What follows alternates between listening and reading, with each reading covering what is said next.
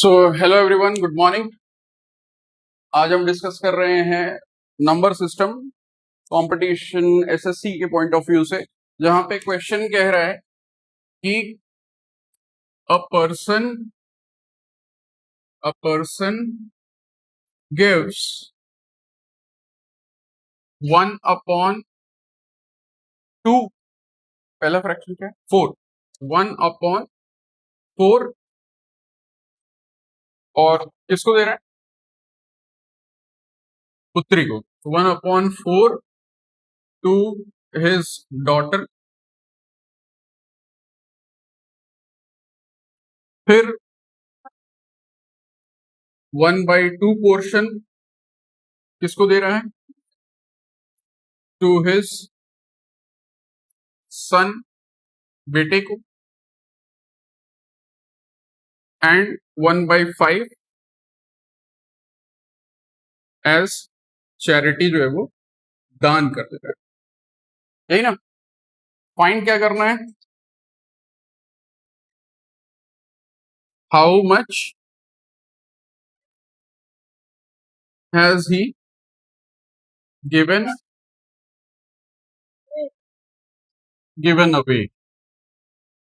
कितना उन्होंने दे दिया और कितना बच गया, मतलब पता चल ही जाएगा इन द प्रोसेस। तो क्वेश्चन एक बार दोबारा समझ लेते हैं। एक व्यक्ति है जो अपने प्रॉपर्टी का 1/4 हिस्सा अपने बेटी को दे रहा है, 1/2 हिस्सा वो अपने बेटे को दे रहा है, और 1/5 हिस्सा जो है वो दान के रूप में दान कर दे रहा है। और यहाँ पे समझने वाली बात यह है कि 1/4 अपने टोटल प्रॉपर्टी का वो दे रहा है, फिर ये जो 1/2 है वो भी अपने टोटल प्रॉपर्टी का दे रहा है।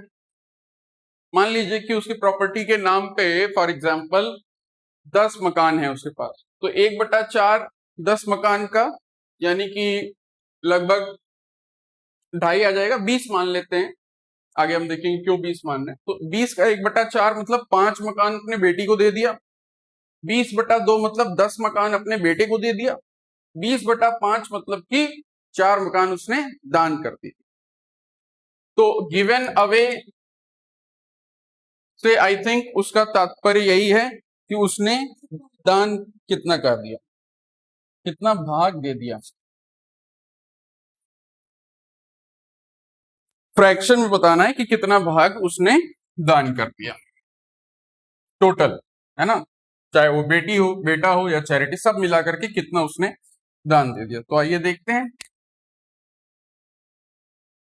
पॉइंट मेरा ये था कहने का कि कभी कभी प्रश्न ऐसे हो जाते हैं कि 1/4 उसने पुत्री को दिया, अब जो शेष बचा उसके पास उसका 1/2 जो है वो बेटे को दे रहा है, पर यहां पर वैसा मामला नहीं, वो आगे हम देखेंगे। तो इसे हम कह लेते हैं टाइप 1, और इसमें हम फिर वो जो आगे सारी पॉसिबिलिटीज है उसको देखेंगे। तो हमें टोटल फाइंड करना है और कंपटीशन पॉइंट ऑफ व्यू से बात कर रहे हैं, तो स्टेटमेंट्स स्कूल वाले की मेथड की तरफ हो जाए, स्टेटमेंट्स की जरूरत है।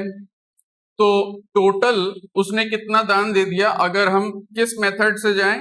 मेथड नंबर 1, जिसको हम कह सकते हैं ट्रेडिशनल मेथड या डिटेल मेथड, जो हम स्कूल वगैरह में सीखते हैं कॉन्सेप्ट वाइज। तो वहां पे क्या हो जाता है कि हमने जो भी खर्च हुआ है उनका, उसका टोटल फाइंड कर लेना है। तो ऐसे में जब हम करेंगे तो 1/4 प्लस 1/2 प्लस 1/5 कराया जाता था हमसे स्कूलों में, जिसमें हम फ्रैक्शन को कैसे जोड़ते हैं? एलसीएम ले लेते हैं। तो 4, 2 और 5 का एलसीएम, तो 4 जो है वो 2 का मल्टीपल है, और 4 और 5 का एलसीएम ले ले तो वो 2 का भी एलसीएम होगा। ठीक है? तो इस वाली बात से हम क्या लिख सकते हैं कि 4 और 5 का एलसीएम, जो कि हम जान रहे हैं क्या होगा, 20। लीस्ट कॉमन मल्टीपल, जिसको कहते हैं लघुत्तम समापवर्त। तो लघुत्तम समापवर्त 4 और 5 का हमने निकाला, 2 नहीं कंसीडर किया क्योंकि 4 खुद जो है वो 2 का मल्टीपल है, तो वो उसमें आ जाएगा। तो 20 कॉमन मल्टीपल हो गया सबका, तो हम वहां डिनोमिनेटर में 20 लगा देते थे। 20 को कहा जाता था कि 4 से क्या कर दो, भाग दे दो।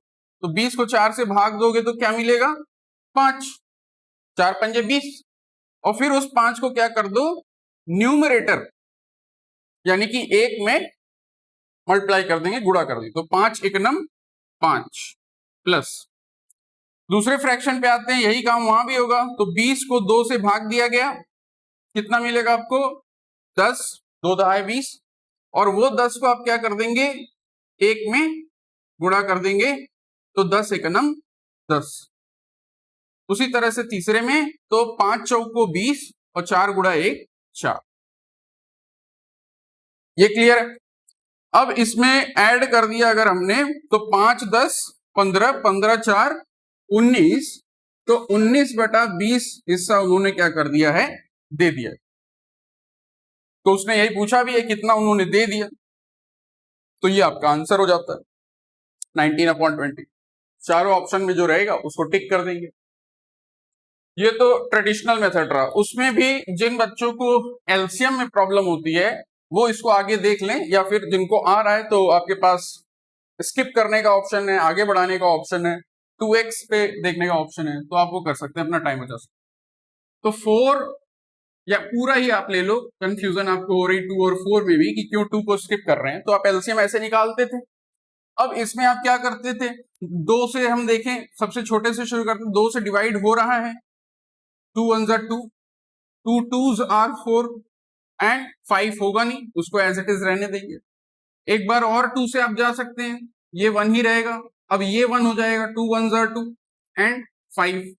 अब आपके पास क्या विकल्प है, 5 से जाना पड़ेगा, 5 5 ही से कटता है, तो 5 1 5। तो क्या मिला आपको, फंडामेंटल थ्योरम ऑफ अरिथमेटिक। तो 2 इंटू 2 इंटू 5 ये आपको प्रोवाइड करेगा क्या, एलसीएम, 2 2 4, 4 5 20। तो यही बात हमने इन शॉर्ट डायरेक्ट कर दी थी, नोट कर लीजिए। फिर सेकंड मेथड करते हैं।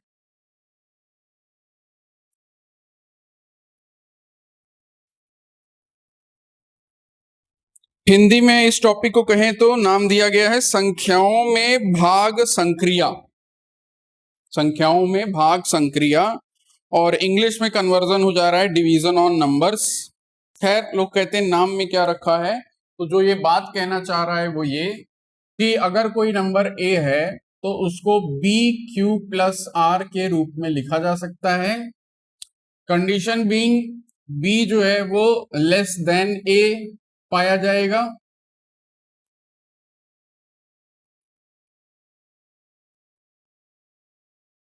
और आर जो है वो लेस देन ए पाया जाएगा, क्योंकि यहाँ पे ए जो है वो रिप्रेजेंट कर रहा है किसको, इंग्लिश में अगर कहें हम तो इसको कहा जाता है डिविडेंड,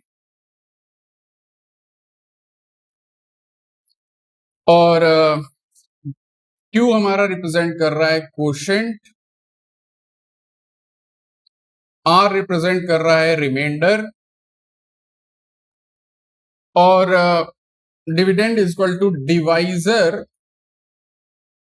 हाँ, divisor into quotient plus remainder. ये पैटर्न हमको देखने को मिलता है, नियम देखने को मिलता है। हिंदी में कहा जाए तो भाज्य, भाज्य हमेशा बराबर मिलेगा किसके, भाजक, भाजक को यदि गुणा किया जाए भागफल से और उसमें जोड़ दिया जाए शेषफल को।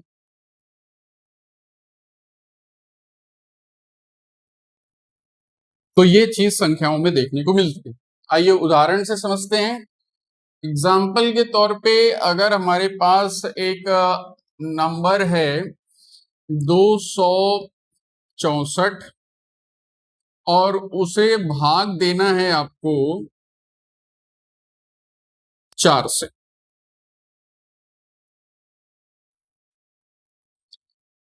तो पहले डिविजिबिलिटी रूल, क्या ये 4 से डिवाइड होगा? आखिरी 2 अंक देखे 64, तो डिवाइड हो जाएगा। डिवाइड जब हम करेंगे तो 4 से कितनी बार जाएंगे?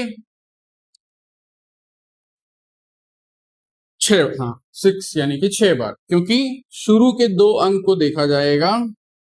एक अंक देखेंगे तो 4 से छोटा पड़ जाएगा, तो एक अंक से ज्यादा लेंगे, 2 अंक हमको 4 से, अब हम जब पहाड़ा पढ़ रहे हैं तो 26 के करीब कब जा रहे हैं? 6 बार। तो 4 छक्के 24, 4 6 24, 26 माइनस 24, 6 माइनस 4 2, 2 और 2 0, फिर 4 नीचे आएगा,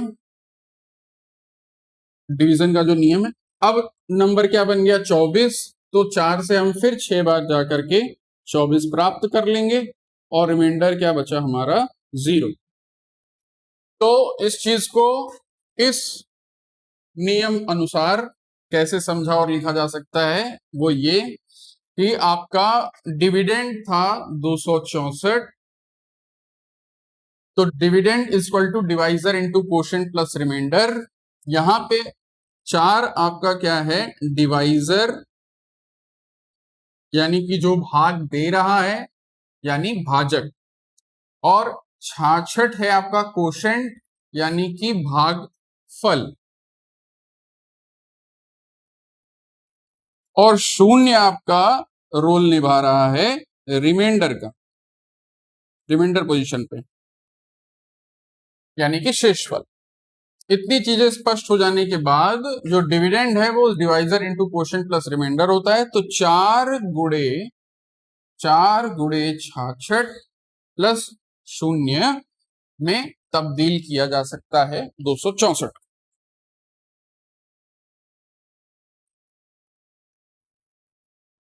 इस चीज का इस्तेमाल हम जब एक रिपीटेड मैनर में करते हैं तो वही हमारा हो जाता है HCF निकालने का तरीका by division method.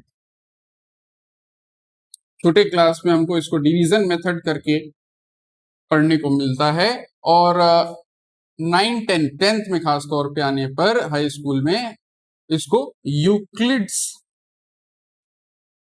Euclid's division algorithm के नाम से पढ़ाया जाता है।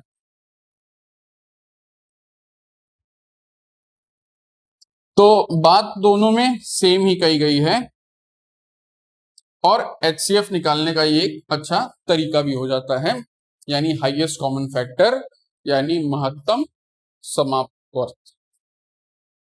खैर, तो ये हम बात कर रहे थे, इसका यूज हो गया एक जगह, और इस पे ये जो स्टेप हम जिसमें नंबर को कन्वर्ट कर रहे हैं, इसको हम जब यूक्लिड डिवीजन लेमा से 2-4 बार हम इसको अलग अलग, फिर हम 66 को कर सकते हैं फिर अगली बार, तो वहां पर भी क्वेश्चन जो है वो ये पूरी बात को कंप्लीट ना लिख करके प्रश्न इस प्रकार से पूछ दिए जाते थे कि अगर कोई नंबर है 384, उसको a गुणे 12 प्लस b लिखा जा रहा है, तो ऐसे में a और b का मान ज्ञात कीजिए। ये तो फिर भी सरल हो जाता है, इसमें और जब हम हाई लेवल के क्वेश्चंस देखते हैं तो वहां पे ये वाली बात काफी काम आती है, तो हमें ये आना चाहिए इसको कन्वर्ट करना। यहाँ पे जो उदाहरण दिए गए हैं अगर हम उसकी बात करें तो कह रहा है 1043 को किसी संख्या से भाग देने पर भागफल 11 तथा शेष फल 20 प्राप्त होता है। शेष फल 20 प्राप्त होता है, भाजक ज्ञात कीजिए। भाजक ज्ञात कीजिए। इंग्लिश मीडियम वाले बच्चों को कहें तो if a number 1043 is getting divided by 11 and if a number is getting divided by 1043 is giving you quotient as 11 and remainder as 20, then what is the number which is dividing it? Means what is the divisor? What is the divisor?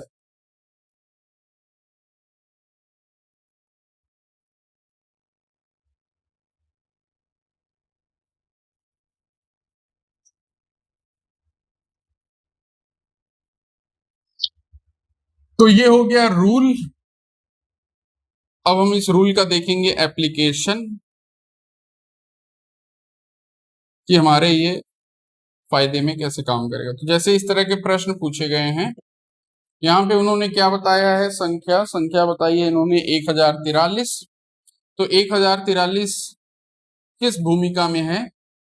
भाज्य है, भाजक है, भागफल है तथा शेषफल है। भाज्य है, यानी कि इसको भाग दिया जा रहा है, डिविडेंड है, डिविडेंड। तो भाज्य हो गया 1043।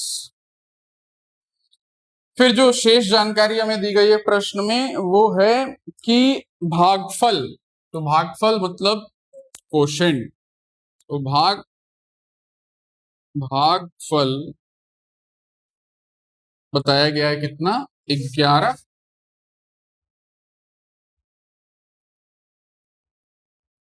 रिमाइंडर 20 दिया है। शेष फल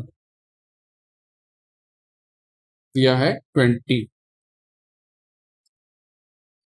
तो एक तरह से ये फॉर्मूला है जो चार चीजों को कनेक्ट कर रहा है। तो उसमें हम जैसा डेटा है वो पुट कर दें।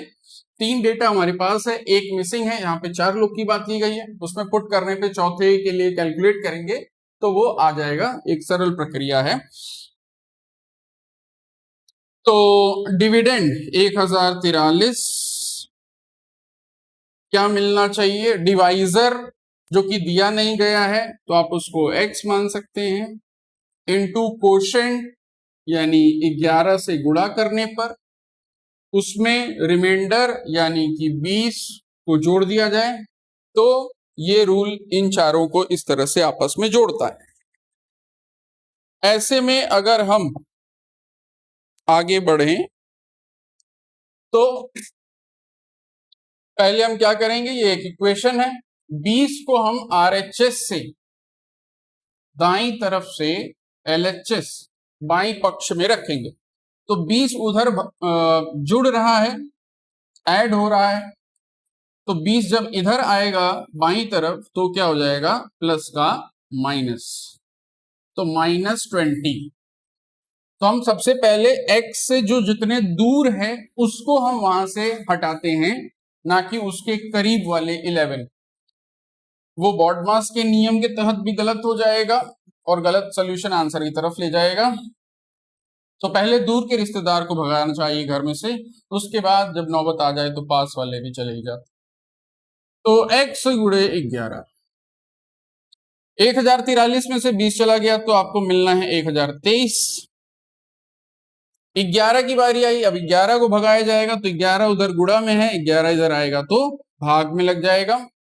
11 से आप इसे भाग दीजिए तो 9 बार आप जा पाएंगे, क्योंकि 102 3 अंक आपको पकड़ने चाहिए और 3 अंक 102 के करीब आता है 99 9 बार में। 99 102 में से अगर घटा दिया जाए तो मिलेगा आपको 3। वो 3 और ये 3 मिलकर के हो जाएगा 33। आप चाहें तो उसे साइड में डिवाइड करके भी देख सकते हैं। हम मेंटली कर रहे हैं इसको, मेंटल मैथ्स। तो 33 और 11 तिया 33। तो x की वैल्यू होनी चाहिए 93, यानी डिवाइजर है 93, यानी 1043 डिवाइड हो रहा है 93। आ रहा है 93।